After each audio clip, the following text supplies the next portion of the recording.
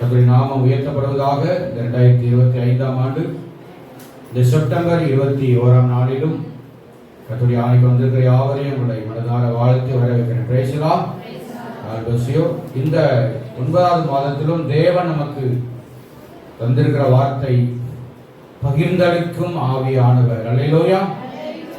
ஆவியானவராலே நமக்கு அநேக நன்மைகள் ஏற்படுகிறது, அநேக ஆசீர்வாதங்கள் உண்டாகிறது. ஆனால் இந்த மாதத்துடைய செய்தியானது ஆவிக்குரிய சில நன்மைகளை, சத்தியங்களை நமக்கு தேவன் பகிர்ந்து அளிக்கிறார். அல்லேலூயா சொல்லுங்க. அல்லேலூயா. ஸ்தோத்திரம். அதுக்கு ஆதாரமாக நாம் தியானித்துக் கொண்டிருக்கிற 1 கொரிந்தியர் 12ஆம் அதிகாரம் 11ஆம் வசனத்தை ஒரு விஷயமாக நாம் வாசிக்க கேட்போம். 1 கொரிந்தியர் 12:11.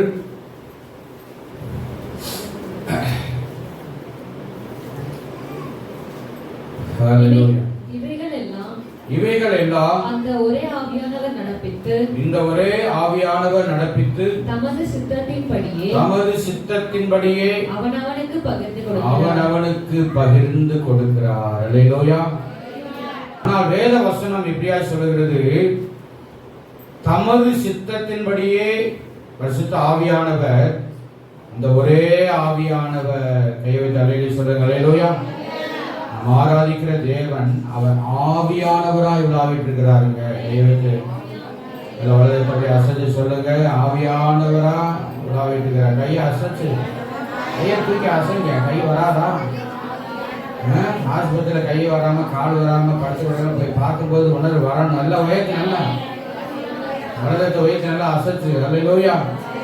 ஆவியானவரான மத்தியில் உலாவிட்டு இருக்கிற நம்முடைய தேவன். கையை கட்டுவோமா? அல்லேலூயா. ஆனபடினால அந்த ஒரே ஆவியானவர் நமக்கு என்ன செய்யறாரா? சில காரியங்களை நமக்கு பகிர்ந்து கொடுக்கிறார். அதுல முதல் காரியத்தை தியானிச்சுட்டு இருக்கிறோம். ஆவியின் வரங்களை தேவன் நமக்கு பகிர்ந்து கொடுக்கிறார். அல்லேலூயா. ஆவியின் வரங்கள் 9. அதிலே அதை 3 பிரிவாக நாம பிரிக்கலாம். முதலாவது ஞான வரங்கள். ஞான வரத்திலே ஞானத்தை போதிக்க வசனம், அறிவை உணர்த்த வசனம். அடுத்து விசுவாச வரம். அல்லேலூயா. இரண்டாவது பார்ட் என்னன்னா அற்புத அடையாளங்களின் வரங்கள். அல்லேலூயா சொல்லுங்க. அல்லேலூயா. Praise the Lord.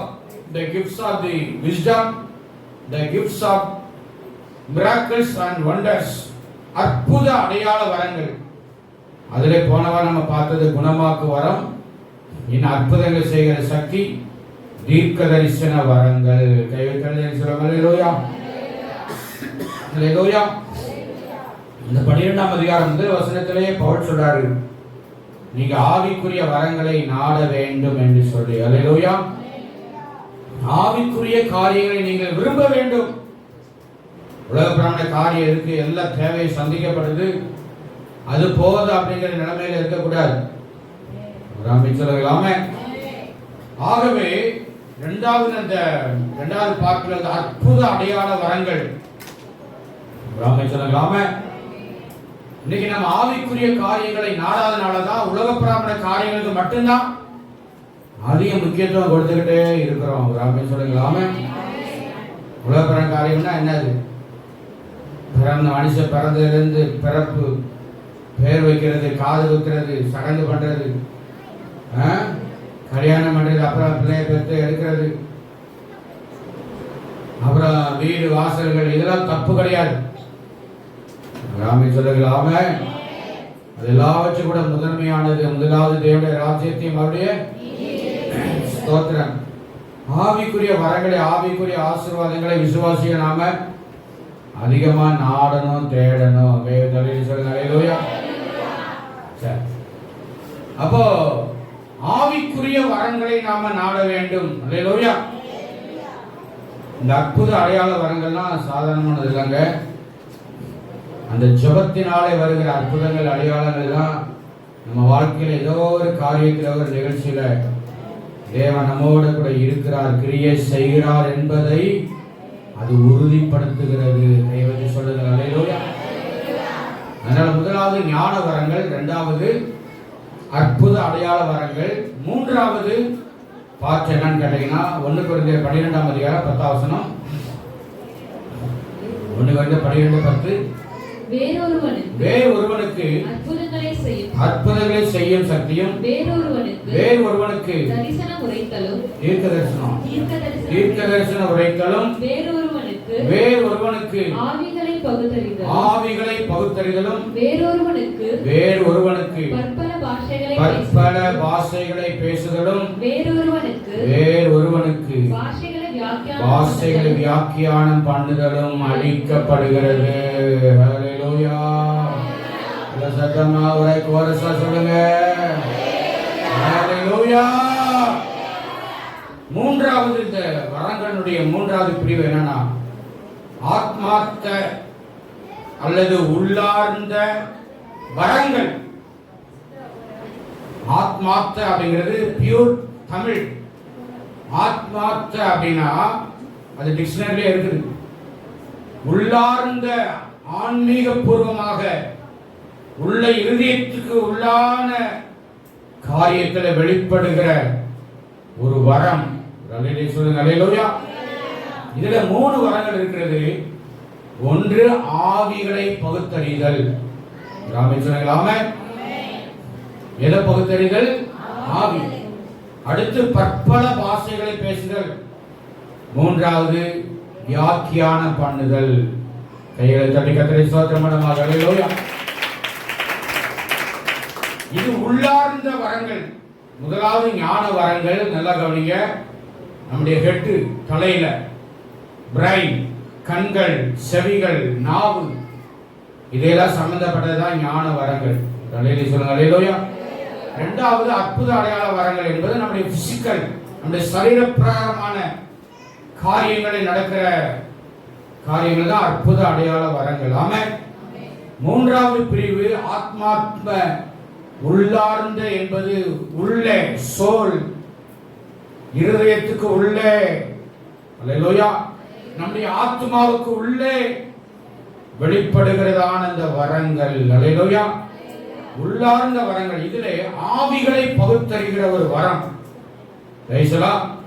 அது என்னங்க ஆவியை பகுத்தறிய வரம்? சிலர் பேசும் பொழுதே அவங்களுக்குள்ள என்ன ஆவியோட அவங்க பேசுறாங்க அப்படிங்கிறத ஆவியோட வல்லமை நமக்குள்ள இருந்தா கர்த்தர் நமக்கு உணர்த்துவார், வெளிப்படுத்துவார். அல்லேலூயா. சிலர் பேசும் பொழுதே அந்த வரங்கள் நமக்குள்ள இருந்து சொன்னா இந்த அம்மாவுக்குள்ள பொய்யின் ஆவி இருக்குது. என்ன ஆவி? வாயை திறந்தாலே என்னதான் வருது?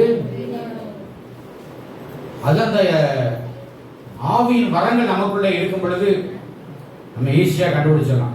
ஊழியக்காரன் நாங்கள் ஜெபிக்கும் பொழுதே கர்த்தருடைய ஆவியான அப்படியே கண்ணை மூடி ஜெபிக்கும் பொழுதே அவங்கள இருக்கிறதான அந்த காரியத்தை கர்த்தர் அப்படியே உள்ளத்துல உணர்த்துவாரு. அதுதான் இந்த ஆவிகளை பகுத்தறிகிறத உள்ளார்ந்த வரம். கையெழுத்து கர்த்தர் மேம்படுத்தும். ஸ்தோத்திரம். அதனால இப்படிப்பட்ட வித்தியாசமான ஆவியுடையவர்கள் இருக்கிறாங்க. அதுக்கு தேவன் இப்படிப்பட்ட ஆவியின் வரத்தை தேவன் நமக்கு தருவாராக. அல்லேலூயா. ஆண்டவர் இயேசுவிடத்துல பரிசேயர்கள் சில வந்து சில இடக்கடக்கான கேள்விகளை கேட்பாங்க, ஏடாகுடமான கேள்வி கேட்பாங்க. அப்ப ஆண்டவர் சொல்லுவாரு, உங்களுக்குள்ள இன்ன ஆவி இருக்கிறது என்பதை நான் அறிந்திருக்கிறேன் அப்படின்னு ஆண்டவர் சொல்லி இருக்கிறார். அல்லேலூயா. கர்த்தர் நல்லவர். ஆவிகளை பகுத்தறிதல். அடுத்து இரண்டாவது இதுல பற்பல பாஷைகளை பேசுதல். என்ன பேசுதல்? பற்பல பாஷைகள். அப்போஸ்தலர் 2ஆம் அதிகாரம் 4ஆம் வசனத்தை வாசி கேட்போம். அப்போஸ்தலர் 2:4. அவர்கள் எல்லாரும் பரிசுத்த ஆவியினாலே நிரப்பப்பட்டு ஆவியானவர் தங்களுக்கு தந்திருந்த வரத்தின்படியே வெவ்வேறு பாஷைகளிலே பேசத் தொடங்கினார்கள். அடுத்து 1 கொரிந்தியர் 14ஆம் அதிகாரம் 1 முதல் 4 வசனத்தை வாசி கேட்போம். 1 கொரிந்தியர் 14 1 முதல் 4. அன்பை நாடுங்கள், ஞான வரங்களையும் விரும்புங்கள், விசேஷமாய் தீர்க்கதரிசன வரத்தை விரும்புங்கள். ஏனெனில் அந்நிய பாஷையிலே பேசுகிறவன் ஆவியினாலே ரகசியங்களை பேசினாலும் அவன் பேசுகிறதை ஒருவனும் அறியாதிருக்கிறபடியால் அவன் மனுஷரிடத்தில் பேசாமல் தேவனிடத்தில் பேசுகிறான். தீர்க்க தரிசனம் சொல்லுகிறவனோ மனுஷனுக்கு பக்தி விருத்தியும் புத்தியும் ஆறுதலும் உண்டாகத்தக்கதாக பேசுகிறான். அந்நிய பாஷையில் பேசுகிறவன் தனக்கே பக்தி விருத்தி உண்டாக பேசுகிறான். தீர்க்க தரிசனம் சொல்லுகிறவனோ சபைக்கு பக்தி விருத்தி உண்டாக பேசுகிறான். கைகள் தலையிலே சொல்லுங்க. ஆங்கிலத்துல டங்ஸ், அதாவது நாவிலிருந்து வருகிற ஒரு வார்த்தை. அவ்வளவுதான். இதுல அப்போஸ்தலர் 2:4 120 பேரும் பரிசுத்த ஆவியினாலே நிரப்பப்பட்டு ஆவியானவர் தங்களுக்கு தந்திருந்த வரத்தின்படியே வெவ்வேறு பாஷைகளினாலே பேசத் தொடங்கினார்கள். தலையில சொல்லுங்க. 120 பேர்ல மறுதளித்த பேதுரு, காட்டி கொடுத்த யூதா செத்து போயிட்டான். சோத்திர பின்வாங்கி போன சீசர்கள், இயேசுவின் தாயாகிய மரியாள், அவருடைய சகோதரர்கள் உட்பட 120 பேருமே பரிசுத்தாவில் நிரப்பப்பட்டு அந்நிய பாஷைகளிலே கர்த்தரை மகிமைப்படுத்தினார்கள். பெந்தேகோஸ்தே நாளிலே. சத்தமா சொல்லுங்க. அல்லேலூயா. இந்த 1 கொரிந்தியர் 14 வாசித்த இந்த காரியத்திலே பவுல் இந்த 14ஆம் அதிகாரமும் நீ கிறிஸ்தவத்திலே இந்த அந்நிய பாஷை குறித்த குழப்பத்துக்கு ஒரு முக்கியமான காரணம் இந்த 1 கொரிந்தியர் 14ஆம் அதிகாரம். ஏன் அப்படின்னு கேட்டீங்கன்னா, இந்த கொரிந்து சபைக்குள்ள புறஜாதிகள் யூதர்கள் பலர் ரட்சிக்கப்பட்டு வந்தாங்க. பவுல் அங்கே போய் கொரிந்து பட்டணத்துக்கு போகும் பொழுது அங்கே கூடார தொழிலை செஞ்சு அங்கே மூப்பரை ஏற்படுத்தி விட்டு அந்த சபை நடந்திருக்கும் போது ஆவியான சபைகளை ஊற்றப்பட்ட அந்நிய பாஷையில் பேசினாங்க. தீர்க்க தரிசனம் வர இருந்தது. அடுத்து நம்ம இதுல வரது வியாக்கியானம் பண்ணுகிற வரம், அந்நிய பாஷைகளுக்கு அர்த்தம் சொல்லுகிற வரம், எல்லாமே எல்லா கிருபைகளும் உள்ளுக்குள்ள இருந்துச்சு. ஆனா என்ன செய்யல, எல்லாமே ஒழுங்கு கிரமமா என்ன செய்யப்படல. அடுத்து என்ன குழப்பம்னா, தீர்க்க தரிசன வரத்தை பெற்றவங்க நான் தான் பெரிய ஆள், அந்நிய பாஷையை பெற்றவங்க நான் தான் பெரிய ஆள் அப்படிங்கிறதான ஒரு சூழ்நிலை காணப்பட்டது. அந்த கொரிந்து சபைக்குள்ளே ஒரு குழப்பமான ஒரு சூழ்நிலை இருந்தது. அமைச்சர் இல்லாம சொல்றாரு பாருங்க. 26ஆம் வசனத்தை வாசிக்கப்போம். 1 கொரிந்தியர் 14:26. நீங்கள் கூடி வந்திருக்கிற போது உங்களில் ஒருவன் சங்கீதம் பாடுறான், ஒருவன் போதகம் பண்றான், ஒருவன் அந்நிய பாஷையை பேசுறான், ஒருவன் ரகசியத்தை வெளிப்படுத்துறான், ஒருவன் வியாக்கியானம் பண்ணுகிறான். சகோதரரே, இது என்ன? சகலமும் பக்தி விருத்திக்கு ஏதுவாக செய்யப்பட கடவுது. அல்லேலூயா. நல்லா கவனிங்க ஐயா. அந்நிய பாஷை, தீர்க்க தரிசனம், அர்த்தம் சொல்லுதல், பாட்டு பாடுதல், ரகசியத்தை வெளிப்படுத்துறது எல்லாமே சபைக்குள்ள இருந்து வெளிப்படுகிறது. அதுல எந்த ஒரு பிரச்சனை கிடையாது. இந்த கொரிந்து சபையில் என்ன நடந்துச்சுன்னா, அல்லேலூயா துதி மகிமை என்றும் இயேசுவுக்கே செலுத்திடு. ஒருத்தர் பாடி பாரு. பாசமா தேவ ஜனங்களை கவனியுங்கள். நான் இங்கே பாட்டு பாடிக்கும்போது அவங்க என்ன செய்வாங்க, பிரசங்கம் பண்ணுவாங்க. அப்புறம் அந்த பக்கம் அபிகாயில் இறங்கி, பிரியமான தேவ பிள்ளைகளை கர்த்தரங்களோட பேசுறாங்க. இப்போ ரோசி ஒன்றை பக்கம் எழுப்பி அந்நிய வாசிக்கு அங்கே அர்த்தத்தை சொல்லிட்டு இருப்பாங்க. அட்ட டைம்ல நல்லா கவனிங்க, ஒரே நேரத்தில் எல்லாமே நடந்துச்சு. இதுக்கு பேர் தான் சொல்லுவாங்க தடி எடுத்தவனா, என்னது கண்டல்காரன். ஆளாளுக்கு மணியம் பண்றது சொல்லுவாங்க மதுரை பாஷையில. சபை என்று சொன்னால் ஒரு ஒழுங்கு கிரமம்னு ஒண்ணு இருக்குது. சொல்லுங்க சத்தமா. இந்த குழப்பமான சூழ்நிலை தான் கொரிந்து சபையில நடந்தது. அதற்கு விளக்கம் கொடுக்கிறதுக்காக 14ஆம் அதிகாரத்தை பவுல் எழுதி அந்த சபைக்கு அனுப்புறாரு. அப்படி அனுப்பும்போது அப்போஸ்தலர் 2ஆம் அதிகாரத்தில் சொல்லப்பட்ட அந்நிய பாஷை ஆவியான நமக்குள்ள வரும் பொழுது அவர் பேசிக் இந்த டங்ஸ் அபிஷேகம் பெற்றதற்கான ஒரு அடையாளமாகிய அந்நிய பாஷை அப்போஸ்தலர் 2ஆம் அதிகாரம். இங்கே 14ஆம் அதிகாரத்தில் விளக்குற இந்த அந்நிய பாஷை the gift of the Holy Spirit. அல்லேலூயா. ஆவியின் வரங்களில் ஒன்று பற்பல பாஷைகளை பேசுகிற அந்த வரம். கையை தட்டி கர்த்தரை பிரசமாக நல்ல உற்சாகமா கையை தட்டுங்க. அல்லேலூயா.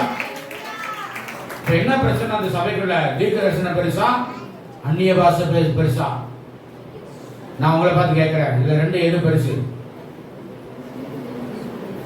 தீர்க்கதரிசனம் சொல்றது பெருசா, அந்நிய பாஷை பேசி அது அர்த்தத்தை சொல்றது வியாக்கியானம் பண்றது பெருசா? ஆவியானுக்கு முன்னால எல்லாமே சமந்தான், எதுவும் பெருசு கிடையாது, சிறுசும் கிடையாது. கையை தட்டி கட்டுற 1 கொரிந்தியர் 14 வருகிற அந்நிய பாஷை வரமாகி அந்நிய பாஷை. சொல்லுங்க அல்லேலூயா. அப்போஸ்தலர் 2ஆம் அதிகாரத்தில் சொல்லப்படுவது அடையாளமாகி அந்நிய பாஷை. இப்போ அடையாளமாகி அந்நிய பாஷை, வரமாகி அந்நிய பாஷை 2 விதத்துல இருக்குது.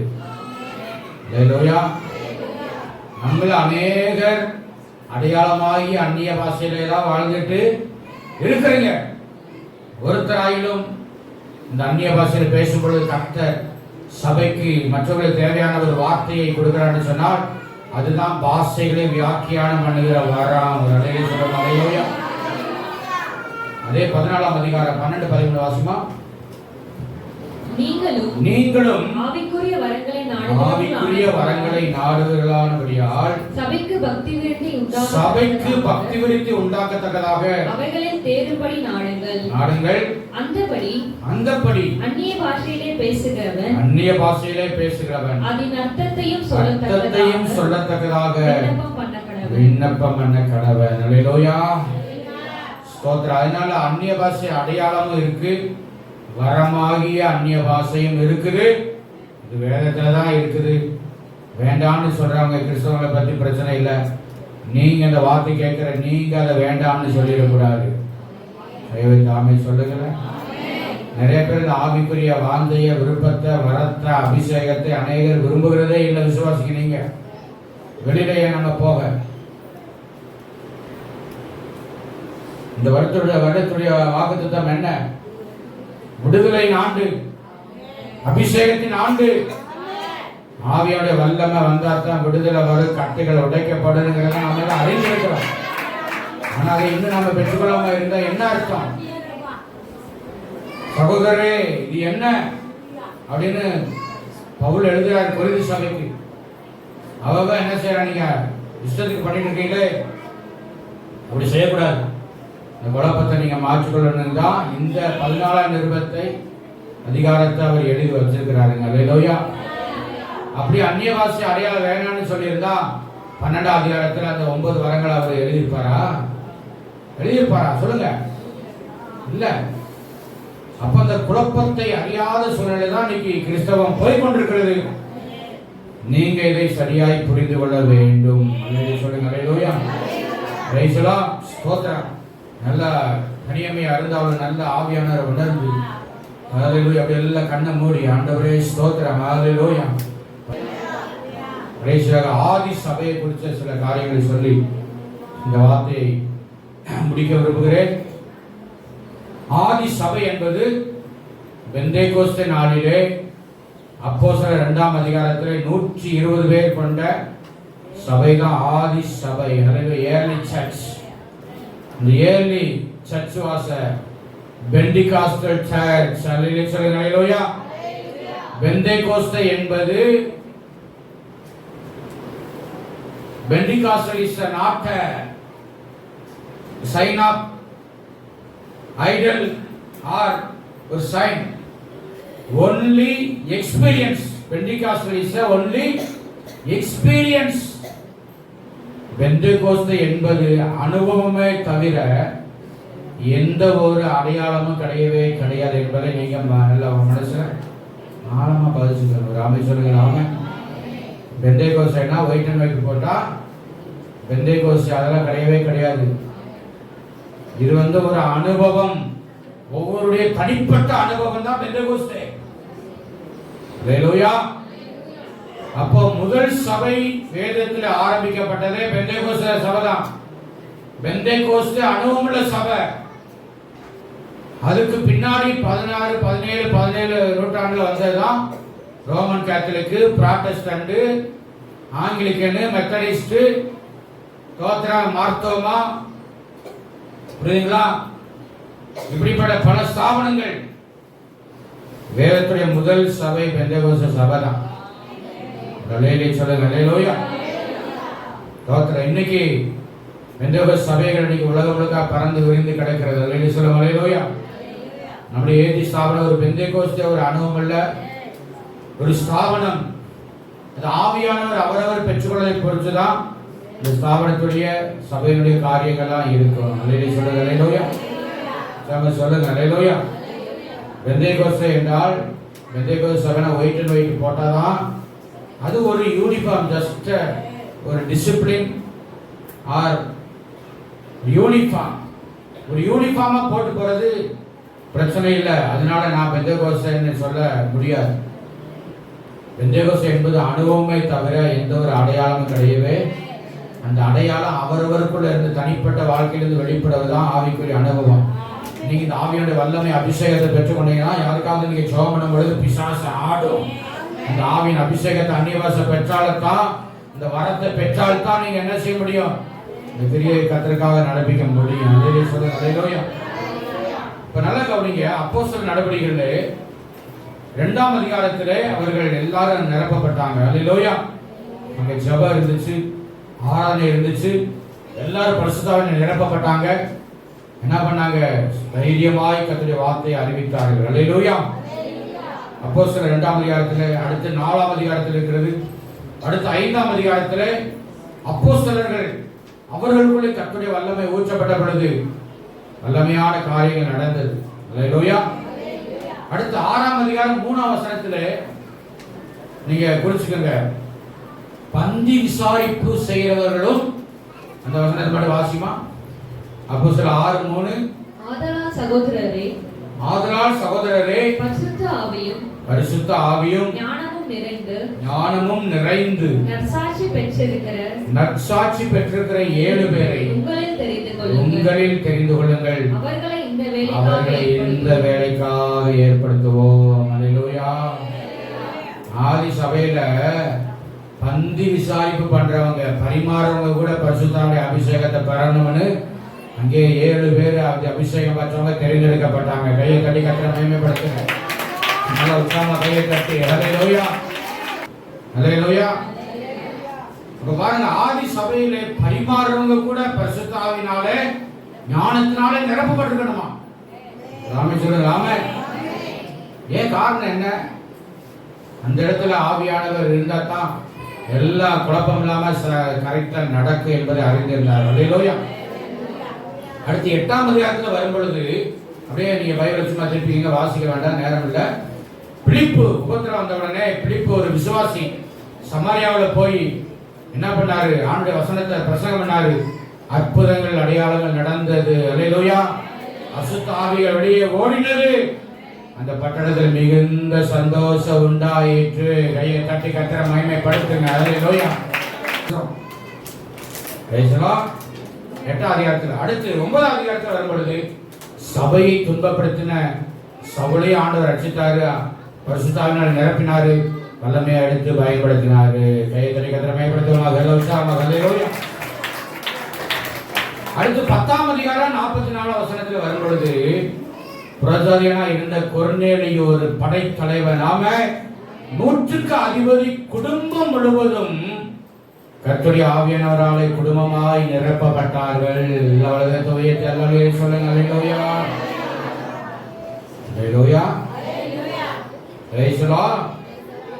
அன்பான விசுவாசிகளே கவனிங்க. நம்ம குடும்பத்துக்கு எல்லாரும் ஆவியுடைய அபிஷேகத்தை பெறணும். அல்லேலூயா. சிறு பிள்ளைகள், வாலிபர்கள், வயதுகள், ஆண்கள், பெண்கள், புருஷர்கள், ஸ்திரீகள், இது அப்போஸ்தல கால ஆதி சபையினுடைய அனுபவம் இது. அதனால அருமையான தேவ பிள்ளைகள், அவருடைய ஆவியானவர் நம்ம வாஞ்சிக்கணும். கர்த்தருடைய ஆவி நமக்குள்ளே இருக்கிற, எனக்குள்ளே இருக்கிறார் உணர்வை நமக்குள்ளே உண்டாக்கணும். அல்லேலூயா. ஒரே வசனத்தை வாசித்து முடிப்போம். இன்னும் 2 வசனம் இருக்கு. ஏசாயா 28ஆம் அதிகாரம் 11, 12 வசனத்தை வாசிப்போம். ஏசாயா 28, 11, 12.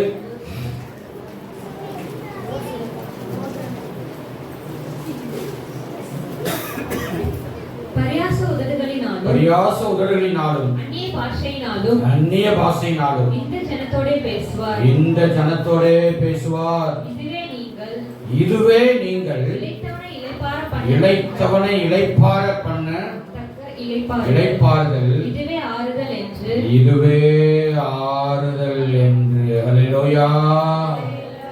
வசனம் நல்லா பாருங்க. பழைய ஏற்பாடு காலத்திலே ஆண்டவர் இந்த அந்நிய பாஷை அபிஷேகத்தை பத்தி எழுதி வச்சுட்டாரு. இதுக்கு பேரே பரியாச உதடுகள். அல்லேலூயா. நாம் அபிஷேகத்தை அந்நிய பாஷை நிரம்பும்போது என்ன செய்றாங்க? மற்றவங்க எல்லாம் பரியாசம் பண்றாங்களா இல்லையா? பண்றாங்களா இல்லையா?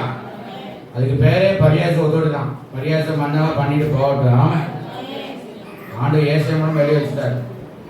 பரியாச உதடுகளினால அந்நிய பாஷை இந்த ஜனத்தோட பேசுவா. இதுதான் இளைத்தவனை இளைப்பார பண்ணத்தக்க இளைப்பா. இதுதான் என்னது? இதன் மூலமா நமக்கு நிறைய நன்மை இருக்கு. அதை நாம புரிஞ்சுக்கணும். வலையிலே சொல்லுங்க. அல்லேலூயா. இந்த அபிஷேக அந்நிய பாஷையை பற்றிய ஒரு எச்சரிப்பு இயேசு சொன்ன வார்த்தை மட்டும் வாசித்து நாம ஜெபிக்க போறோம். மத்தேயு சுவிசேஷம் 12ஆம் அதிகாரம், மத்தேயு 12:31 இருந்து வாசிப்போம். ஆதலால் நான் உங்களுக்கு சொல்லுகிறேன், எந்த பாவமும் எந்த தூஷணமும் மனுஷனுக்கு மன்னிக்கப்படும், ஆவியானவருக்கு விரோதமான தூஷணமோ மனுஷருக்கு மன்னிக்கப்படுவது இல்லை. எவனாகிலும் மனுஷகுமாரனுக்கு விரோதமான வார்த்தை சொன்னார், அது அவனுக்கு மன்னிக்கப்படும். எவனாகிலும் பரிசுத்த ஆவிக்கு விரோதமாக பேசினாள், அது இம்மையிலும் மறுமையிலும் அவனுக்கு மன்னிக்கப்படுவது இல்லை. இந்த வார்த்தைக்கு எல்லாம் ஆமென் சொல்லணும். அல்லேலூயா சொல்லுங்க. எல்லாம் ஆமென் சொல்லுப்பா. பாய்ச்சலாம் பாப்பான்னு முடிச்சுட்டு வந்துட்டாங்க. என்னதையோ ஐயா சொல்ற ஒண்ணுமே புரியலையா? ஆண்டுக்குள்ள வந்தாதாப்பா புரியும். நல்லா அல்லேலூயா. நல்லா புரிஞ்சுக்க. இது வேதவசனத்தா இருக்குதுங்க. எந்த பாவமும் எந்த தூஷணமும் மனுஷருக்கு என்ன செய்யப்படும்? பரிசுத்த ஆவியானவருக்கு விரோதமா யாராவது தூஷணமா பேசினா ஆண்டவர்களை மன்னிக்கவே மாட்டார். ஏசு ரத்தம் ஜெயம். ஆமென்.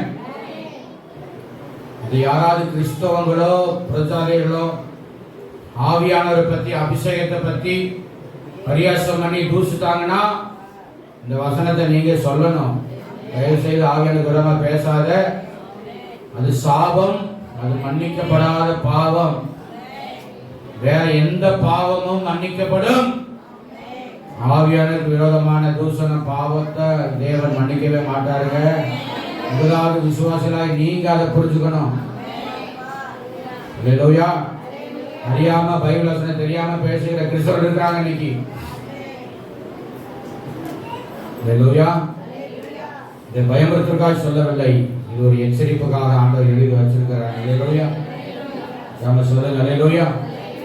அதனால அருமையான தேவ பிள்ளைகளே, ஆவியானவர் நமக்கு ஆவியின் வரங்களை 9 வரங்களை 3 பிரிவா பிரிச்சு அவரவருக்கு என்ன வரம் தேவையோ, என்னென்ன கிருபை தேவையோ அதை ஆண்டவர் நமக்கு தரவர் வல்லவராக இருக்கிறார். அல்லேலூயா. சிலருக்கு 9 வரங்கள் வெளிப்படும், சிலருக்கு 1-2 வரங்கள் தான் வெளிப்படும். உங்களுக்குள்ள என்ன வரம் ஆவியானவர் கொடுத்திருக்கிறார் என்பதை நீங்கள் ஜெபிக்கத்தான் நீங்க அதை தெரிஞ்சுக்க முடியும்.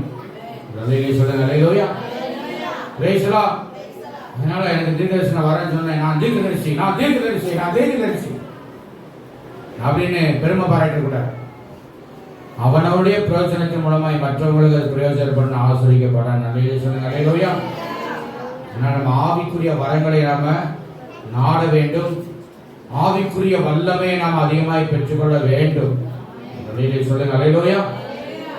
இன்னும் வேற என்ன காரியத்தை பயிர்ந்து கொடுக்கிறார் என்கிற ஒரு செய்தி அடுத்த வாரத்தில் நமக்கு ஆயத்தமாக இருக்கிறது. கைவு தலையிலே சொல்லுங்க. அல்லேலூயா. அதனால ஆவியானவர் அவருடைய சித்தத்தின்படி அவரவருக்கு என்ன வரம் தேவை என்பதை கர்த்தர் நமக்கு பகிர்ந்து கொடுக்கிறார். அல்லேலூயா. எனவே தேவன் பட்சபாதம் உள்ளவர் அல்லவே அல்ல. அல்லேலூயா. யாருக்கு எதுவும் கொடுக்காம இருக்க மாட்டாரு. அல்லேலூயா. ஒருத்தரை மட்டப்படுத்தி மட்டம் தட்டி ஒருத்தரை உயர்த்தி அப்படி கிடையாது. யார் யாருக்கு ஒவ்வொருத்தருக்கும் உங்களுக்கு என்னென்ன வரம் வல்லமை கிருபை வேணுமோ அதை கர்த்தர் நிச்சயமாய் கொடுக்கிறார். அதை நீங்க முதலாவது விசுவாசிக்கணும். ஆமென். அது மட்டுமல்ல, நீங்க ஆவிக்குள்ளே பரிசுத்த ஆவியுடைய வல்லமைக்குள்ளே நீங்க கடந்து வரணும். ஆமென். வரும் பொழுது இந்த ஆவியின் வரங்களை தேவன் எல்லாருக்கும் பகிர்ந்து கொடுத்து நம்மை ஆசீர்வதிக்க வல்லவராக இருக்கிறார். Price the Lord.